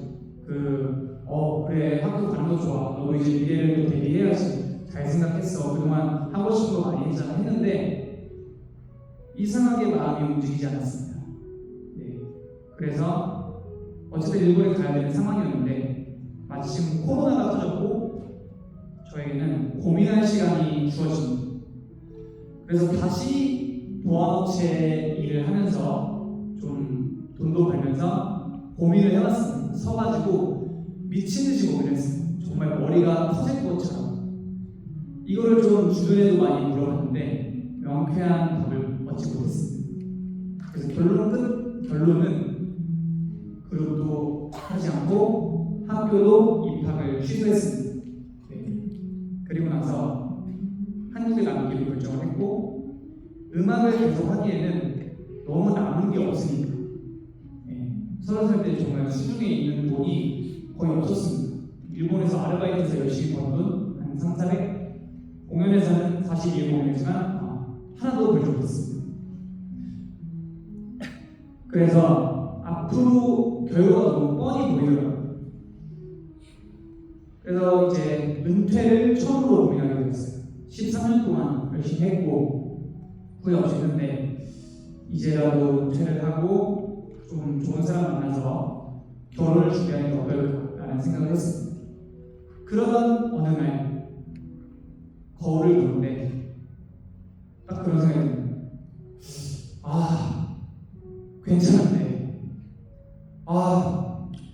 괜찮은데 뭔가 좀 아깝더라고요. 그날 있는 친구가 있어서 그 친구랑 몇 번 좀 만나는 시기였는데 이렇게 얼굴에 좀 바르고 셔츠 입고 하니까 좀 이뻐 보이더라고요. 그리고 또 한 가지가 어떻게 노력해도 좀 조금 알겠더라고요. 네, 그렇게 10년 넘게 해오니까 뭔가 보였어요. 나는 왜 성공을 하지 못했지? 열심히 했는데 도와줄 수 있었어요. 내가 그때 술 먹는 시간들, 상황을 탓했던 시간들, 부정적인 얘기를 하면서 보냈던 시간, 그거를 돌파할 생각을 했어야 되는데, 네, 그랬던 시간들이 후회까지는 아닌데 아쉬움으로 남더라고요. 그래서 생각을 했습니다. 그냥 한 번만 더 해보자 했고, 그건 음악이 아니라 연기를 한번 해보기로 생각을 했습니다. 하지만 저는 나름 좀 현실적인 사람이에요. 제 스스로가 생각하기에도 내가 진짜 정신병에 걸린 게 아닌가, 이런 예치능 쪽에만 있다 보니까 누구 말마다 네가 그때 그 환호와 그런 걸 잊지 못해서 그럴 수도 있다, 그런 말을 좀 종종 들어요. 근데 그것도 아니었던 게 뭐냐면, 저는 그걸 잊지 못할 만큼 스타도 아니었고 평범히 또 살아왔고, 그 이후로는 거의 뭐 음악 반, 현실적인 삶 반 이렇게 지내왔기 때문에 그런 또 마음은 아니었어요. 다만 한 번 더 노력을 해보고 싶었고, 보안업체를 다니면서 주말에는 연기학원을 다녔어요. 그렇게 연기학원을 다니면서 연습을 했고 용기를 내서 보안업체를 그만둡니다. 사실 또 돈 나올 데가 없으니까 저는 항상 그게 있었어요. 이 경제활동을 안 하면 뭘 할 수가 없었어요. 근데 어쨌든 용기 내서 그만두고, 다행히 이제 아버지께서 저 학비를 환불 받으면 너가 그냥 들고 있어라 해서 정말 열심히 살기 위해서 2020년 6월부터 12월까지 어떻게 도시했냐면, 새벽에 영어학원 가고, 끝나면 편의점 아르바이트하러 가고, 끝나면 연기학원 가서 수업 듣고, 끝나면 피아노 학원 가고, 끝나면 무너져가는 헬스장에서 운동을 했습니다. 그리고 남는 시간은 계속 연기 연습을 하고 스터디를 다녔습니다. 그렇게 6개월을 했는데 계속 프로필을 돌렸죠, 그 사이트에. 근데 연락이 하나도 안 오는 거예요. 촬영 연락이. 가끔 리스트업 정도 후보에 올려주는 거. 그래서 저는 생각했습니다. 이건 사기다. 이 사이트는 사기다. 이럴 리가 없다. 내가 그래도 활동도 하고 사진도 예쁘게 찍어서 이렇게 해놨고 이렇게 여유를 보이는데 어떻게 이렇게 연락이 안 오지? 근데 공고는 하루에도 몇십 개씩 나와요. 왜일까? 그러다가 이제 연기 학원에서 아니 동생이랑 얘기를 하는데, 제가 메일 보내는 걸 한번 보여달라고 하더라고요. 그래서 보더니 누가 이렇게 메일을 보내냐고 하더라고요. 영상을 누가 이렇게 폰으로 보내, 링크로 바꿔라. 그리고 프로필을 보더니 사진 이거 바꿔라, 이상하다, 별로다, 바꿔라 해서 바꿨습니다. 그리고 그때부터 좀 각성을 하고 개인 작업을 통해서 사진 촬영을 계속 하면서 계속 업데이트도 했고, 제가 경험이 없잖아요. 그런 단편 영화나 뭐 작품 이력이 연기 영상이 없으니까 그냥 카메라 하시는 분 섭외해서 대본을 직접 써서 아는 동생이랑 찍었습니다. 그리고 거기에 그냥 이름을 붙였습니다. 단편 영화라고. 또 주변 선배들도 그렇게 하라고 저에게 얘기를 해줬고, 그래서 저는 그거를 이름을 적고 프로필을 올렸습니다. 물론 그게 당연히 퀄리티는 낮죠. 작품성도. 하지만 좋고 나쁨의 차이지 어쨌든 나의 경력이다 하고 그렇게 썼고, 계속 그렇게 자료를 미치듯이 보냈습니다. 그리고 또 한 번 제가 각성하게 된 계기가 있는데, 당시 제가 편의점에서 일을 했었고 그 즈음 트레이너를 시작을 했어요. 근데 편의점에서 제가 해고를 당했습니다. 그때 코로나가 또 한창 심해질 때였고 매출이 많이 줄었다고 하시더라고요. 근데 가장 결정적인 이유는 제가 그냥 할 것만 하고 제 할 일을 했어요. 일을 좀 찾아서 했어야 되는데 그냥 기본적인 것만 하고 뭐 공부하거나 휴대폰 하거나 그렇게 하니까 사장님이 저를 쓸 이유가 없었던 거죠. 그때 그 사장님이 굉장히 또 여러 사업도 많이 하셨던 한 70대 사장님이셨는데 저에게 진심 어린 조언을 해주셨어요. 너 그러면 안 된다. 너 내가 이렇게 너의 아르바이트 하고 싶다고 해서 해주고 좋은 말도 많이 해주고 알려줬는데 너 이렇게 대충 하면 안 된다. 제가 정말 그때 너무 죄송스럽고 나이가 30살인데도 10년 전에 하던 아르바이트 그대로 하고 있고 근데 그거마저도 못해서 해고 통보를 받으니까 다시 한번 저를 물어보게 되더라고요. 그래서 정말 죄송하다고 연락드리고 한 달 동안 무급으로 일을 하겠다고 말씀까지 드렸는데 사장님께서 그건 괜찮으니까 앞으로 어떤 일을 하던 열심히 해라 이렇게 좋은 말씀을 해주셨고 또 그때 일하던 PT샵에서 제가 견습 트레이너로 있었는데 그 대표님께서 저한테 원하는 그러시는 거예요. 너가 이것저것 하는 건 좋은데 너를 보면 뭔가 하나에 올인한다기보다는 그냥 이것도 저것도 다 적당히 한 것 같다. 전문 용어로 찍목이라고 하죠. 그런 얘기를 들었어요. 그 얘기를 듣는데 저의 그 깊은 곳을 들킨 느낌이었어요. 왜냐하면 실제로 제가 그 암흑기 5년을 보내면서 자신감이 굉장히 많이 떨어졌고 자기에 대한 확신 그런 게 많이 꺾였습니다. 그리고 올인을 무서워서 못하는 거죠. 옛날처럼 나이도 좀 들어가면서 현실을 만나게 그러면서 대표님께서 저한테 말씀하시길 어떤 연예인의 예를 들면서 너 이런 연예인들 보면 어때? 좀 무서워 보이고 그러지. 근데 그분들은 그렇게 했기 때문에 성공하고 한 거라고. 너 만약에 할 거면 정말 미친 듯이 해봐라. 미친 듯이 해보라고. 그래서 제가 그 비슷한 시기에 그 두 분께 그런 얘기를 듣고 다시 한번 저를 돌아보고 각성을 하게 됐고 그때부터 정말 열심히 일을 하고 정말 열심히 프로필을 계속 업데이트하고 자료를 보내면서 어필을 했습니다. 양식도 바꾸고 그렇게 2021년 1월이 되었는데요. 저는 31살이 되었습니다. 당시 제 수중에 있던 돈은 친구 할머니 장례식 부조로 보내고 잔액 9만 원 그리고 비상금으로 두었던 3,400만 원이 전부였습니다. 그리고 편의점은 해고당했고 PT샵은 코로나 때문에 8주 동안 문이 닫았습니다. 그래서 제가 종종 가는 식당이 있는데 거기 또 서빙을 모집한다고 붙어 있더라고요. 사장님도 되게 친절하셔서 내가 또 이렇게 아르바이트를 해야 되나 고민이 들었습니다. 하지만 다른 일을 타고 집에 가는 길에 다짐을 했어요. 나 3월까지 일 없어도 열심히 한번 해볼래. 적금 깨고 그냥 진짜 좋은 의미로 될 대로 되라고 해라 이렇게 생각하면서 왔습니다. 그냥 정말 그게 인생을 뭐 던져버리겠다는 뜻이 아니라 나 정말 한번 열심히 해보겠다 이거에 굴하지 않고 그랬더니 촬영 연락이 한두 개씩 오기 시작했어요. 그리고 아는 동생이 음악 열심히 해달라고 해서 급한 불을 껐습니다. 그렇게 1월이 지나고 2월에 PT샵이 다시 재개가 되었고 3월에 안정적으로 수업을 하고 촬영이 점점 늘면서 살면서 처음으로 300만 원대를 벌었어요. 저는 그 전까지는 아르바이트는 식당이 일반 직장 다니면 160, 180 일본에서 좀 버닝해서 좀 특수화되는 거거든요. 270, 80까지는 벌었는데 제가 원하는 일을 하면서 처음으로 300만 원을 버니까 너무 기쁜 거예요. 그리고 제 첫 촬영이 아직도 기억이 나는데 파자마 쇼핑몰에서 그 피팅 모델로 처음 촬영을 했었거든요. 그때 업체 사장님이 직접 촬영하고 당일에 바로 페이를 현금으로 주셨는데 끝나고 보니까 고생했다고 하면서 저한테 기존 페이보다 더 주신 거예요. 그래서 그걸 봤는데 너무 기쁜 겁니다. 정말 이 벅찬 감정을 들었고 그때 또 다짐을 했어요. 나 이 일 정말 계속 하고 싶어. 더 이상 내 인생에 해가 되는 행동을 하고 싶지 않아. 이런 생각을 들었고 원래는 술도 종종 마시고 했었는데 그 뒤로부터는 술도 멀리하게 되었고요.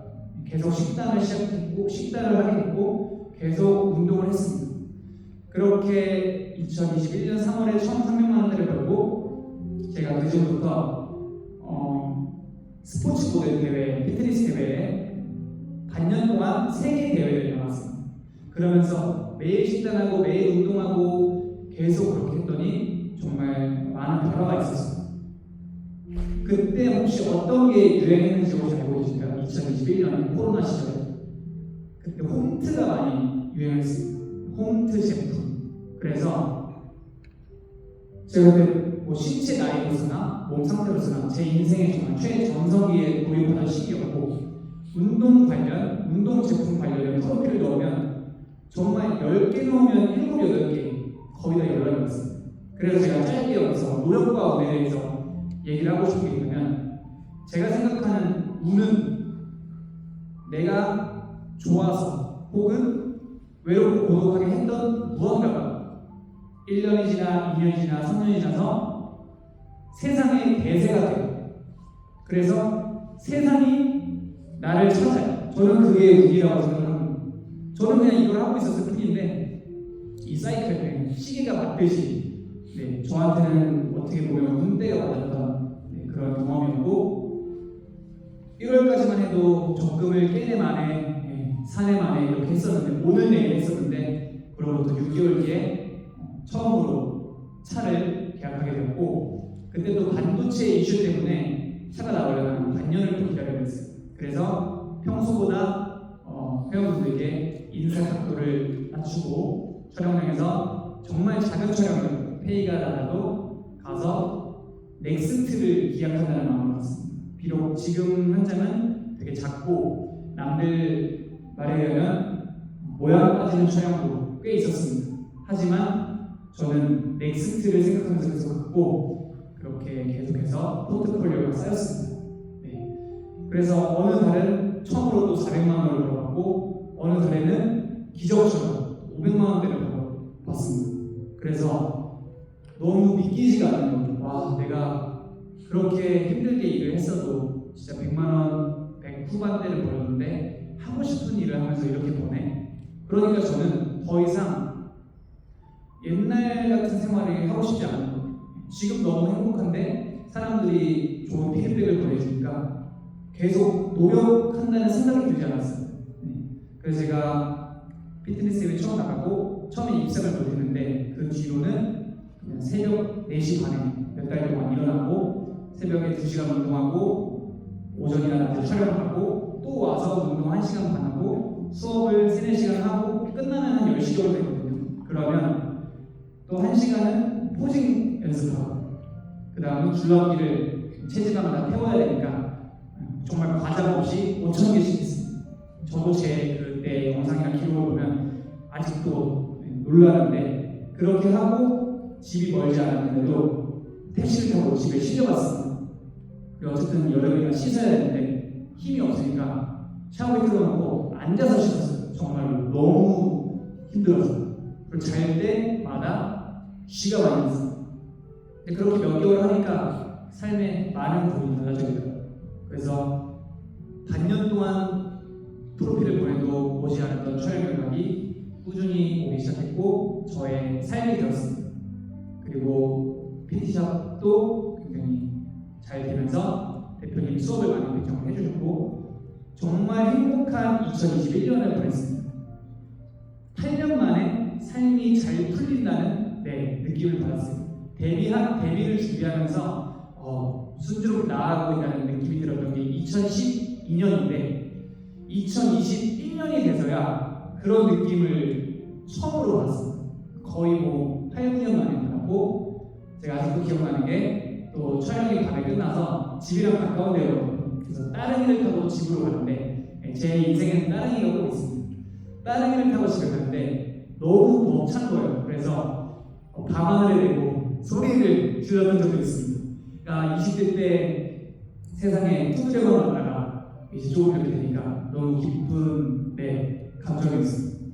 그렇게 2022년이 되었고, 제가 또 아까 말씀드렸던 그 영화 리바운드의 오디션을 보고 단역으로 캐스팅이 돼서 그게 연습 기간도 있었고 촬영이 굉장히 많았어요. 안동에서도 했고 군산에서도 했고 해서 트레이너를 좀 지속하기가 어려운 상황이었습니다. 그리고 저 또한 배우로 조금 더 비중을 두고 싶어서 트레이너를 이제 3월까지만 하고 정리를 했고, 그 해는 거의 전업으로 촬영 쪽으로만 일을 했습니다. 그래서 2021년에 살면서 가장 큰 수익을 거뒀고 2022년도 거의 촬영 위주로 했음에도 비슷하게 벌었습니다. 하지만 어느 날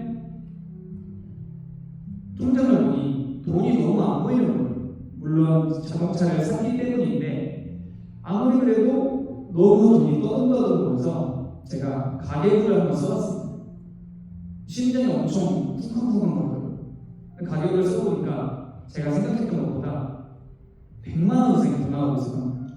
너무 큰 충격을 받았고, 그래서 2022년 한 10월부터 지금까지 매달 가계부를 쓰고 있고, 근데 또 촬영이 없거나 촬영이 밀리면 너무 스트레스를 받았습니다.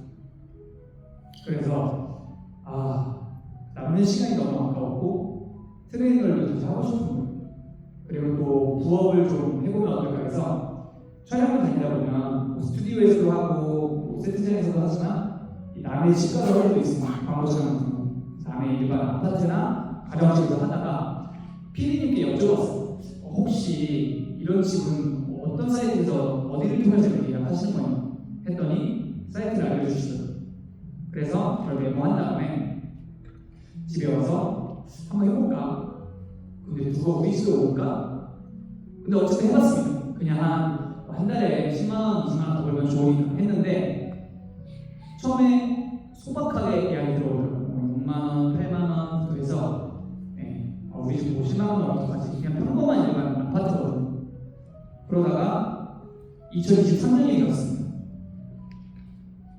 야심차게 또 새해를 시작했는데 촬영이 역대급으로 없었어요. 그리고 제가 운동을 하다가 발목을 다쳐서 깁스를 했어요. 그러니까 아무것도 할 수 없으니까 너무 스트레스를 받았고 또 돈은 돈대로 나가니까 트레이너를 다시 해야겠다 싶어서 트레이너를 시작을 했고 공간 대화는 소소하게 계속 진행했습니다. 그러다가 1월, 2월이 지나고 3월부터 또 삶의 두 번째 변화가 일어났는데 일단 제가 들어간 PT샵이 거의 제가 오픈했고요.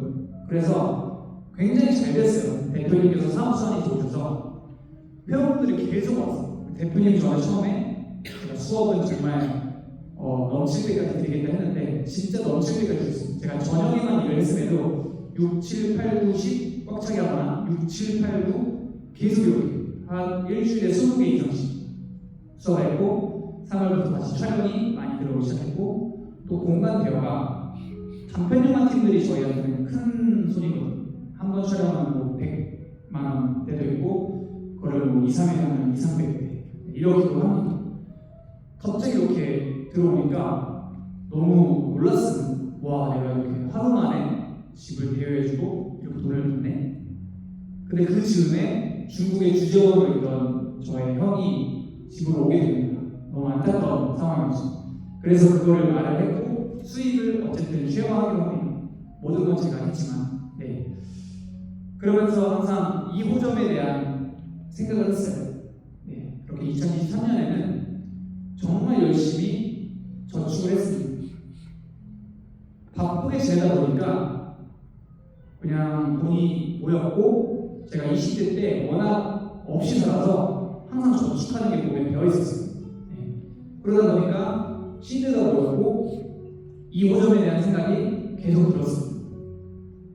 근데 제가 부동산을 가봤는데 월세는 내키지 않고 전세는 또 부담되고 그렇다고 매매를 하자니 비싸고 그래서 그렇게 1년이 지나고 또 2호점을 해야 되다 보니까 벌써 시간이 훅 가 있는 거예요. 그래서 생각을 했습니다. 내가 이렇게 하다가는 아무것도 못하겠다. 그래서 2024년 가을쯤 부동산에 다시 가서 이제 좀 임장을 드린다고 하죠. 집을 보러 다녔습니다. 처음에는 분자동 쪽에 가서 봤습니다. 뭐 1억짜리, 1억 500짜리 집을 제 조건은 주차가 되어야 되고 지하여야 되고 구도가 잘 나와야 되는데 거기는 3룸이었는데 거실이 구도가 좀 아쉬웠어요. 근데 부동산 사장님께서 저한테 여기 어제 보러 왔다. 근데 한다더라고요. 근데 만약에 학생이 하면 내가 학생한테 하겠다. 가게학교를 고려보라. 계속 이렇게 했습니다. 근데 저도 꽤 그 집이 마음에 들어서 그냥 알겠습니다 하고 반신반의하면서 다음날 배출을 좀 찾아보고 있었어요. 근데 사장님들이 전화가 오는 거예요. 내가 무슨 했더니 그 집 나갔다. 그래서 제가 너무 놀라서 이분이 나한테 충격요법을 쓰시는 건가? 그걸 바랬어요. 제발 거짓말이 진짜 나갔다는 거예요. 내가 어제 하라고 하지 않냐? 하라고 했는데 왜 안 해? 제가 지금 대출 계산기 드리고 있어서 제가 하려고 했는데 근데 제가 제일 싫어하는 건 이거거든요. 나 그거 하려고 했는데 나 마음에 드는 이성이 있어서 나 지금 양복 입고 턱시도 입고 나비 리본 넥타이 하고 꽃다발 사서 이제 멘트 연습하고 저 고백하려고 했는데 제가 이런 성향이에요. 그래서 너무 그때 큰 충격을 받아서 생각을 했습니다. 내가 다음에 집을 보러 가면 조금이라도 나오면 무조건 하겠다. 1억이라는 비용 안에서 무조건 또 하자가 있을 것이다. 개의치 말자. 이 생각을 했습니다. 그 뒤로 제가 어디 홍문동에 가서 배우자는 얘기했고 좀 늦어졌나 공간대로 돌아가겠습니다.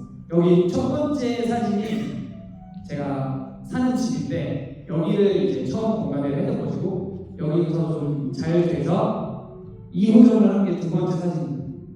홍문동에 갔어요. 집을 보러 갔는데 왼걸 언덕 끝이 없는 언덕이었어요. 그래서 제가 그때 혼잣말 했습니다. 야 여기 절대 하지 마 넘어가면 안 된다. 그 집을 보러 갔는데 구도가 너무 괜찮은 거예요. 9,500만 원짜리. 그래서 제가 그날 집을 다 둘러보고 차를 세워주고 일부러 역까지 걸어가서 일부러 대중교통 타고 다시 그 집을 갔습니다. 버스가 코앞까지 오더라고요. 그래서 이 언덕은 아무런 상관이 없다. 다만 언덕일 뿐이다. 그렇게 해서 그 집을 계약을 하게 됐습니다. 그 2년 동안 제가 2021년에는 열심히 일을 해서 첫 차를 샀고 2022년에는 또 열심히 일해서 지금 살고 있는 저 집을 인테리어를 싹 했습니다. 인테리어는 원래 처음에 한 번에 해야 되는 거라고 하더라고요. 저는 몰랐습니다. 왜냐면 저희 부모님이 인테리어를 안 하시던 분들이라 제가 돈 벌 때마다 취급할 때 화장실 먼저 가고 어디 바꾸고 또 짐 옮겨가면서 고생하면서 인테리어를 했습니다. 그리고 홍은동 이 두 번째 가정집 투덜이를 계약을 했고 그리고 2023년이랑 2024년에는 정말 열심히 저축을 했어요. 적금을 한 달에 250씩 들면서 더할 때도 있고 덜할 때도 있었는데 2년 동안 6천만 원을 저축했습니다. 그리고 은행에서 대출을 4천만 원 받았습니다. 그 돈으로 비상금만 남겨두고 이 집을 매매하고 1,000만 원으로 인테리어를 제가 싹 다 했습니다. 이렇게 빈티지 컨셉으로. 그렇게 한 달 동안 감리라고 하죠. 공사 인테리어 업자들 불러서 체크하고 감리하고 정서하고 사이트에 올리고 끝이 났는데 이걸 다 끝내고 나니 또 공포심이 엄청 들어요. 내가 이걸 왜 했지? 장사가 안 되면 어떡하지? 너무 무거운 생각이 들었는데 어쨌든 해놨으니까 기다리고 있는 중에 그게 작년 1월이거든요.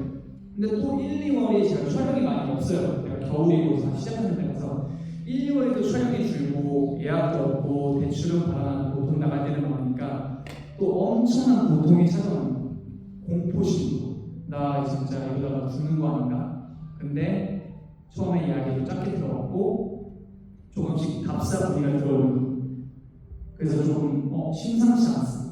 조직이. 그러다가 마음고생을 하던 2월의 마지막 날 어느 대학교에서 단편 영화 예약을 해줬고 한 번의 그 대관으로 1년치 이자를 다 끝내버릴 수 있었습니다. 그때부터 좀 자신감이 생겼고 작년 3월부터 또 12월까지는 촬영, PT, 이렇게 공간대요. 이 옆에 보시는 게 또 세 번째거든요. 여기도 제 지인분이 갖고 계신 집인데 저한테 의뢰를 하셔서 제가 세팅해드리고 해서 여기도 작년에는 좀 잘 안 됐는데 올해 단기 임대로 돌리고 나서 1월부터 8월까지 예약이 다 끝나버렸어요. 그래서 죽다 살아났고 정말 고생해서 인테리어를 하니까 지금은 제가 좀 촬영이 없거나 PT가 좀 부족할 때 이것들이 저를 지금 많이 도와주고 있습니다. 네. 그렇게 해서 공감대원이 이렇게 운영을 하고 있고요. 트레이너 같은 경우도 좀 짧게 설명을 드리려고 합니다. 제가 배우 강구원을 시작하면서 같이 트레이너를 시작을 했습니다. 원래부터 운동을 좋아했었고 생활체육을 좀 하고 있었는데 어떤 일을 하면 좋을까 하다가 좀 시간을 유동적으로 할 수 있고 내 관리에도 좋은 트레이너를 하자 해서 2020년 10월에 제가 저희 집 주변에 있는 PT샵을 검색을 해봤고 거기서 너무 일을 하고 싶은 거예요. 시설도 너무 좋아서. 근데 이력서를 보내면 저는 제가 뽑히지 않을 거라는 걸 알고 있었습니다. 경력도 없고 몸이 그렇게 좋은 것도 아니었기 때문에. 그래서 부인 확인하는 거를 한번 체크를 하고 이력서를 들고 그냥 찾아갔어요. 저는 일본에 있을 때도 공연장을 찾아갔고 PT샵 갈 때도 이력서 들고 찾아갔고 그 고등학교 때 제가 짝사랑했던 그 친구 직장에도 찾아갔고 저는 찾아갔던 사람입니다. 아쉬운 사람이 가야죠. 그랬더니 또 그걸 좋게 봐주시고 저를 연습 트레이너로 뽑아주셨어요. 그분께 교육을 많이 받았어요. 근육 이름, 앞뒤 시험 보는 것부터 해서 수업할 때 뭐 할지 다 적어오고 무게와 개수 어떻게 할지 다 적어오고 그래서 피드백을 너 이런 회원분이 이거 할 수 있겠어? 너 이거 해야 되는 게 아니야? 이렇게 정말 하나하나 교육을 받았습니다. 그리고 그분의 회원분들을 대하는 태도와 사업을 이끌어가는 그런 운영 철학 등을 2년 동안 많이 보고 배웠고요. 그 뒤로 또 프리랜서로 3년 일을 하면서 그 대표님의 정말 좋은 사업 수완과 또 회원분들을 대하는 태도 그리고 수업 때 임하는 자세 그 두 분의 공통점이 청소를 정말 열심히 했어요. 그것도 제가 같이 청소를 하면서 프리랜서로 때 청소를 안 했지만 그 전에 같이 하면서 수건 접는 거, 기구 닦는 거, 뭐 유리창 닦는 거, 거울 닦는 거, 샤워실 청소하는 거 너무 하고 싶지 않지만 열심히 했습니다. 근데 그게 다 도움이 되더라고요. 그렇게 5년을 했고요. 저는 처음에 뛰어난 트레이너가 아니었습니다. 시작도 늦었고 최대 전공도 아니었고 그래서 항상 수업을 할 때 준비를 해야만 했었고 모르는 게 있으면 솔직하게 그냥 모른다고 하고 찾아본 다음에 다음 수업 때 말씀을 드렸습니다. 그러다 보니까 점점 지식이 쌓이기 시작했고 그 대회를 나가면서 몸이 굉장히 많이 좋은 방향으로 발전을 했습니다. 보통 그래서 트레이너가 회원분들에게 몸 좋아하시면 이렇게 말을 해야 되잖아요. 근데 저는 반대로 회원분들이 저를 볼 때마다 원래 저를 각선미 선생님이라고 그러는데 선생님 몸 많이 좋아지셨다. 혹시 뭐 대회 나가시면 이번에 잘하실 것 같다. 그분들이 저를 거의 키워주셨습니다. 정말로 그분들이 저를 찾아주셨기 때문에 제가 일을 즐겁게 할 수 있었고 자신감을 얻고 에너지를 주고받을 수 있었습니다. 그리고 마지막에 일단 PT샵에서도 3년 가까이 일을 했고요. 거기 일하면서도 정말 다양한 분야의 분들 만나서 좋은 정보도 얻고 에너지도 주고받고 하면서 또 제가 부지런하게 살고 싶어서 제가 아침에 잘 못 일어나거든요. 일부러 대표님께 그 5년 동안 아침에 한두 분 정도는 배정해 달라고 해서 새벽 7시 수업을 일주일에 한 2-3번 정도 했습니다. 그러면 6시에 일어나요. 그래서 저의 루틴이 주로 7시까지 수업을 가서 50분 수업하고 10분 동안 이동을 해요. 주차장에. 제가 또 일본어 공부를 JLPT 1급 준비하려고 1년 반 동안 공부를 열심히 했는데 차에서 50분 동안 중수업을 듣습니다. 그리고 나서 또 집에 가서 하고 일을 하고 촬영하다가 또 그때부터 이제 러닝 100km를 뛰었기 때문에 러닝하고 수업도 3-4개 하고 밤에 뭐 활구 하고 이렇게 2023-4년을 보냈어요. 그리고 마라톤 목표도 이루고 JLPT 1급도 3번의 도전도 제가 머리가 그렇게 좋지가 않아서 어거지로 취직을 했고, 네, 그렇게 좀 부지런히 지냈습니다. 그러다가 이제 5년쯤 하다 보니까 좀 변화를 필요로 하기도 했었고, 제가 있던 업장의 영업 방침과 기조가 좀 변화가 있었고 해서 PT샵을 하고 싶었습니다. 제 개인 PT샵. 근데 옛날부터 저의 꿈이기도 했는데 사실 PT샵이 비용도 많이 들고 제가 또 경제, 정치, 사회, 시사에 굉장히 관심이 많아서 자영업하면 지옥이라는 걸 누구보다 잘 알고 있었습니다. 하지만 그럼에도 제가 PT샵을 선택한 이유는 지금 아니면 내가 5년 뒤에 40살이 됐을 때 하면 조금 더 여유를 있겠지만 과연 그때라고 해서 내가 리스크가 없을까? 부담이 안 될까? 그리고 지금 5년 동안 이렇게 꾸준히 해왔기 때문에 가장 어떻게 보면 젊을 때이고 당시 나이가 작년 12월에 제가 오픈을 했거든요. PT샵을. 34세에 그래도 젊은 빈도가 20대, 30대, 40대, 50대 정도도 아우를 수 있지 않을까 그런 생각을 했고요. 그리고 자금이 사실 마땅치 않았습니다. 왜냐하면 이미 공간 대여하는 데 많은 돈이 들어가 있었기 때문에. 그래서 원래 작년에는 제가 저축할 생각이 없었어요. 그냥 하고 싶은 거 좀 하고 맛있는 거 좀 많이 먹고 여행도 다니고 그냥 이렇게 해도 되지 않을까 했는데 또 그냥 바빠서 시간이 훅 가버려서 또 시기가 생겼어요. 그래서 PT샵 매물을 보던 중에 정말 신기하게도 저희 집 근처에 가까운 곳에 제가 원하는 인테리어에 제가 감당할 수 있는 보증금과 월세가 있었습니다. 그래서 가서 얘기를 나누고 인수를 했습니다. 네, 보증금 2,000을 내고 권리금 600을 내고 월세는 매달 150만 5천원, 전기세 값이면 180만원. 부담이 되죠 물론. 하지만 저는 또 그렇게 생각을 했습니다. 만약에 이게 장사가 안 될 수도 있는데 그래도 괜찮아. 160만원 내가 못 낼까? 메꾸면 돼.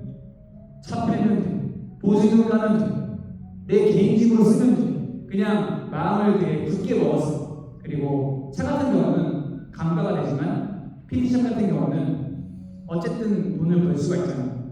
그래서 그렇게 PT샵 오픈을 했고 처음에는 한 명으로 시작했습니다.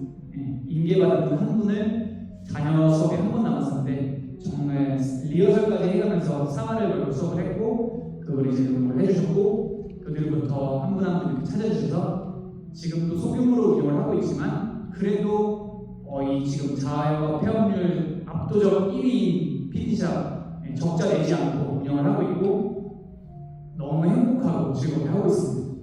그리고 주변에 헬스장이 굉장히 많아요. 유명한 프랜차이즈 헬스장도 있고 오래된 센터도 있어요. 제가 시설이 그렇게 넓지도 않고 기구가 좋지도 않습니다. 하지만 제가 승부를 보는 것은 딱 하나 몸의 변화를 이끌어내는 것과 정말 친절하고 조촐한 서비스 정신, 본질적인 거에 집중을 좀 하려고 했어요. 홍보나 그런 것보다. 그래서 무조건 어쨌든 이분이 오신 게 비싼 돈과 시간을 들여서 오신 게 몸의 변화이니까 나는 그것만 최선을 다하면 된다 라고 해서 꽤 높은 만족도를 보여주시면서 재등록을 해주고 계십니다. 네. 이렇게 오늘 저의 살아온 얘기를 좀 들려드렸고요. 엔잡 생활의 좀 장단점이라고 하면은 수익원의 다각도, 다각화, 파이프라인이라고 하죠. 그런 거를 좀 확보할 수 있다는 게 장점이고 이게 좀 안 될 때는 이게 좀 쳐주고 그런 게 저한테는 지금 심리적으로 큰 안정을 주고 있습니다. 그리고 일에는 다 연결고리가 있어서 경험 간의 시너지가 좀 많이 극대화되고 있고 계속 이렇게 리스크를 분산시키는 장점이 있습니다. 다음은 이제 체력 저하, 체력적으로 많이 힘들기도 하고 머리부터 좀 떨어질 때가 있는데 사실 이건 제가 5년 동안 거의 이 일을 계속 해왔기 때문에 이런 이슈는 거의 없고요. 문제가 있었다면 최근에 너무 과로를 심하게 한 나머지 정말 살짝 접촉사고가 왔다는 거. 그래서 좀 경각심을 갖고 하고 있고 그 외에는 뭐 크게 없습니다. 저는 성향 자체가 장인 정신 이것보다는 좀 이거 두루두루 하면서 리프레시 하면서 거기서 활력을 얻는 사람이라서 크게 어려움은 없고 각 분야에서 균형 유지 방법은 딱 그건 것 같아요. 뭐 음악이든 연기든 뭐 PT샵이든 공간이든 저는 정말 아래에서부터 뭐 연습생, 연습 트레이너, 배우 지망생 최소 3년에서 5년 동안 이렇게 겪어왔었기 때문에 우선순위를 명확하게 두고 그렇게 관리하는 것은 저희 크게 어려움은 없었습니다. 자연스러웠고요.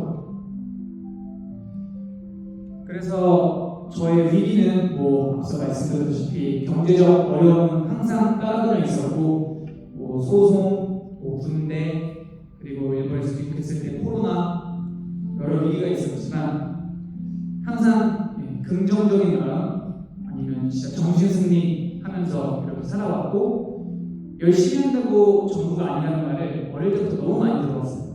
근데 제가 그래도 나름 살아보니 생각보다 많은 걸 해결해 주었습니다. 저는 똑똑한 사람도 아니고 기술이 엄청 좋지도 않고 정말 진심으로 그렇게 생각합니다. 능력이 엄청 좋지도 않고 다만 그냥 하고자 하는 게 있으면 나 진짜 부딪히면서라도 갈래 이런 마음으로 살아왔습니다.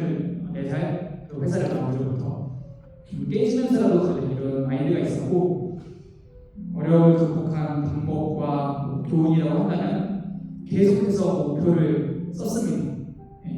계속해서 쓰고 체크하고 쓰고 체크하고 군대에 있을 때는 거의 병적으로 수첩에 적고 나가서 살거 적고 계속 까먹지 않으려고 했어요. 왜냐면 거기서 있다 보면 다 잊어버리니까.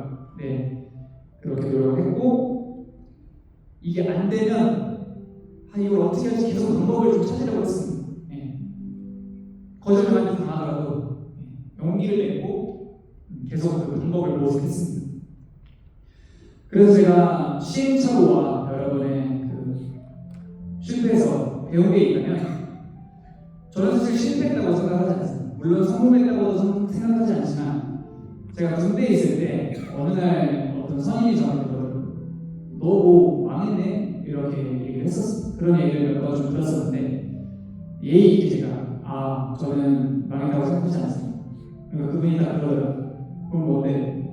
저는 음악 시작할 때 이렇게 아라천자리 마이크로 시작해서 이렇게 무대도 섰고 지금도 제가 이걸 하고 있고 앞으로도 할 거기 때문에 저는 실패했다고 생각하지 않습니다. 실제로 저는 여러 일을 좀 겪었지만 정말 그 15,000원짜리 마이크로 본치에다 꽂아버리고 댓글 2개 달리는 작업을 열심히 올리면서 해왔는데 나중에 시간이 지나 저희 우상들과 작업도 하고 방송에 나가서 어릴 때 보고 자랐던 뭐 동방신기, 소년시대, 카나, 뭐 에일 그런 분들이랑 뭐 같은 무대에도 서고 그런 좋은 일도 있었기 때문에 저는 절반의 또 성공이라고 생각을 합니다. 하지만 어디 가서 굳이 말을 하지 않습니다. 그냥 마음속으로 그런 자부심을 갖고 있고요.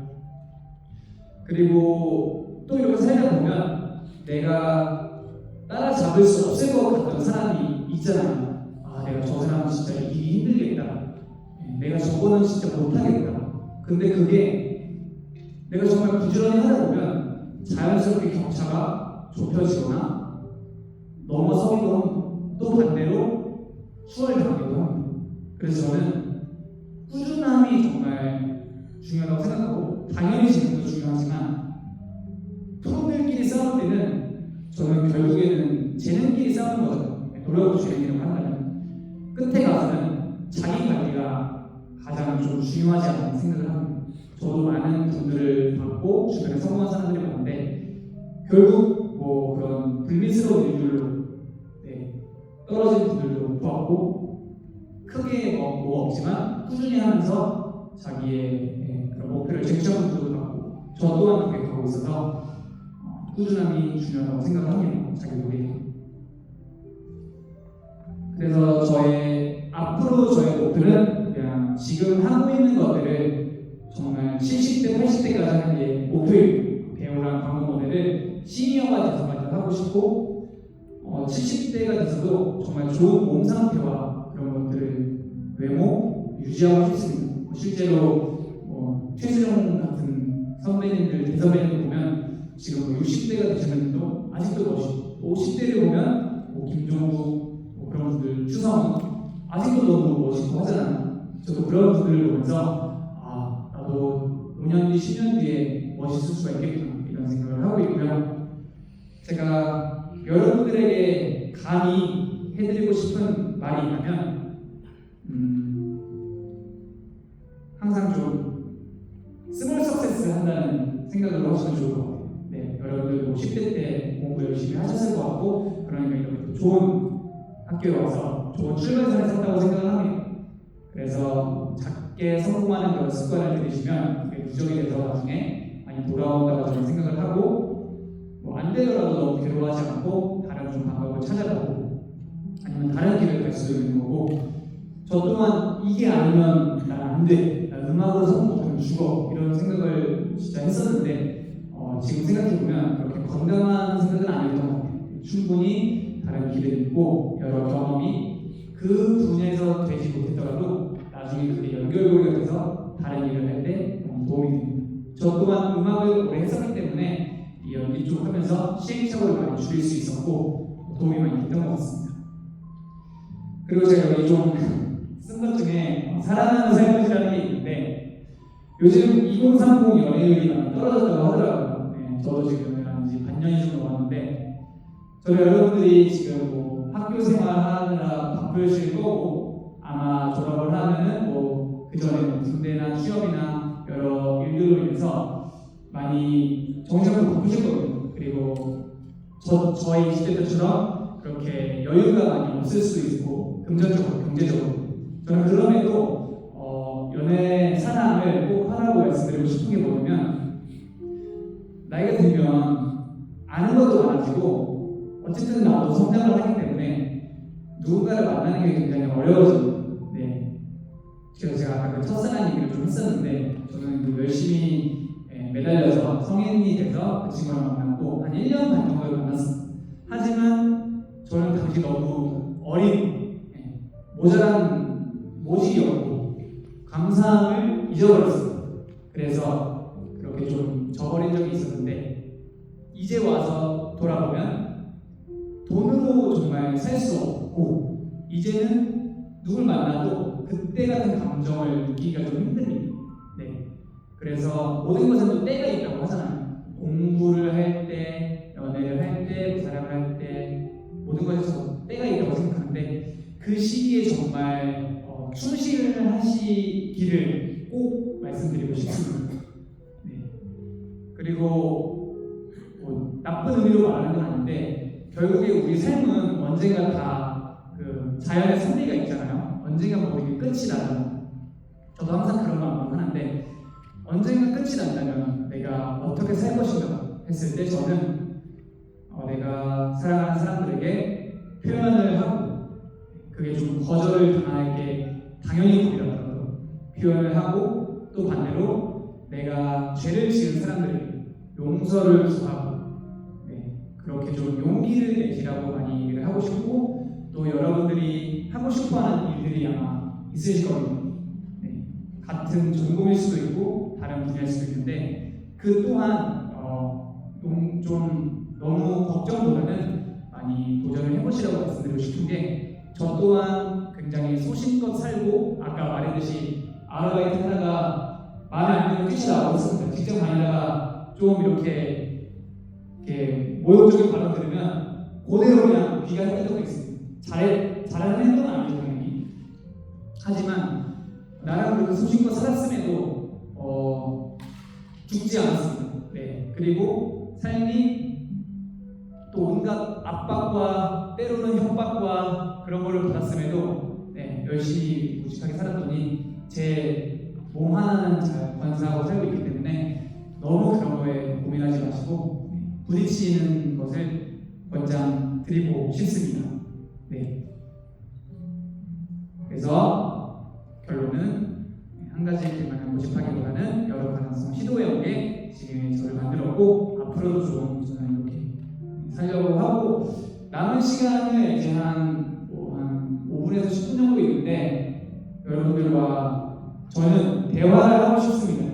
저는 하고 싶은데 여러분들은 하고 싶으신가요? 입 벌리고 자는 친구 당신 하지만 저는 자는 것에 대해서 뭐라고 하지 않습니다. 왠지 아세요? 제가 많이 자기 때문입니다. 그래서 저는 선생님들이 항상 저한테 너 나중에 후회한다. 저는 생각했어요. 아니 후회 안 합니다. 하지만 저는 후회합니다. 여러분들도 오늘 여러분들 후회 없으시길 바라고, 혹시 질의 응답을 좀 하고 싶은데 질문 있으신 분 계시나요? 뭐 사적인 거든 일적인 거든 다 좋습니다. 그냥 편하게 얘기하면서 마무리하는 시간을 가졌으면 좋겠습니다. 아니면 제가 먼저 질문할까요? 거기 학생분들. 네, 왜 잤습니까? Why did you sleep?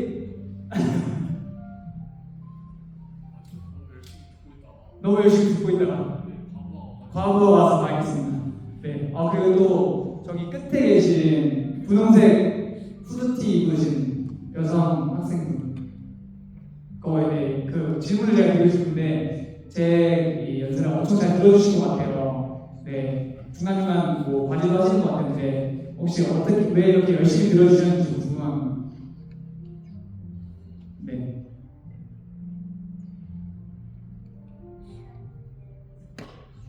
네, 리스펙하고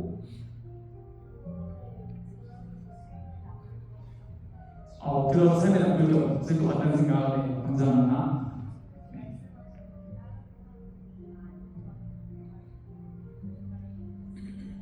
죄송한데 잘 안 들려가지고 얘기 안 해서 감사드립니다. 또 혹시 질문 있으신가요? 50분쯤에 만나요. 아니면 질문도 있으시면 편하게 하시죠.